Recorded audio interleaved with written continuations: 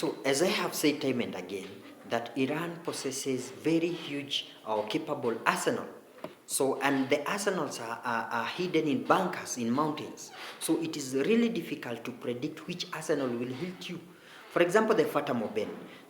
Remember this Fata Moben, it has portrayed the aspects of multiple target reentry vehicles. And this means that once it nears its target, it could easily dissociate and then produce several warheads. And therefore, it will alter the trajectory. Remember, once it nears its target also, it is able to move in a zigzag form, altering the trajectory. And remember, modern anti-missile systems or they are built to predict on the basis of predicting a trajectory. So this Fata Moben missile has its aspects that are trying to, or they're trying to negate the custom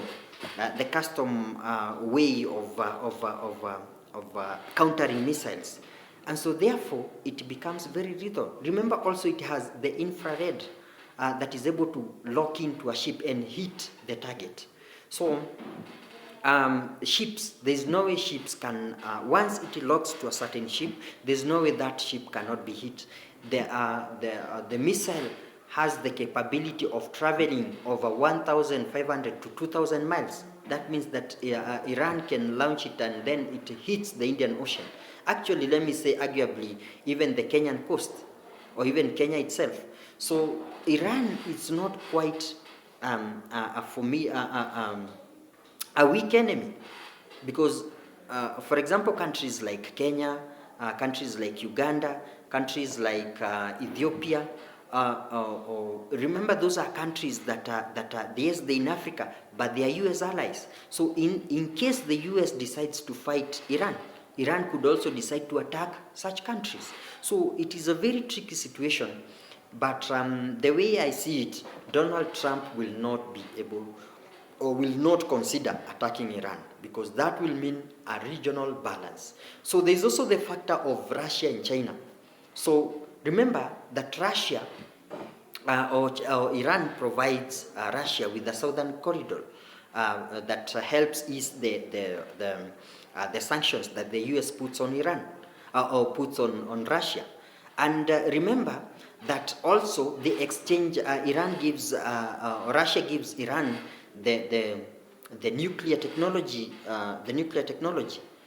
and also Iran supports Russia with the drones that they are able to fight with them or they're able to fight with in Ukraine. And remember, China, on the other hand, provides support for the Iranian economy. So they are able, despite the fact that the US gives Iran a lot of, or puts a lot of sanctions on Iran, China provides a basis or a getaway in which Iran is able to get away from the sanctions. And Iran provides China with oil, and China provides Iran with some of the military hardware. So it is a very dynamic situation, but we'll see how it spirals on. Because if Russia, for example, decides that attacking Iran is actually infringing on the Russian security on the Russian security issue, so Russia could also be dragged into the war. Because remember, the activities of the Zionists in Syria, they are also affecting Russian activities in Syria. Remember, Bashir Assad was supported by Russia, but since the Zionists fought in Syria and with the aim of expanding their territory, Bashir Assad was taken by Russia, because they saw they would not be able to concentrate with the war in Ukraine and still be able to protect Bashir Assad in Syria. And so, therefore, this situation is a situation that could spiral and take on decades, and it could also catapult to also drag other countries in the region into that conflict.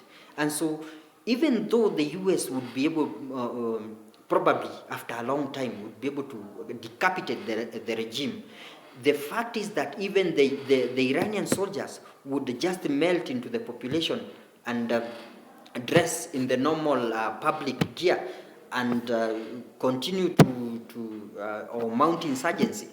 So therefore, this is a situation that is not as quiet as it appears. So we remain to see what will happen. Thank you very much.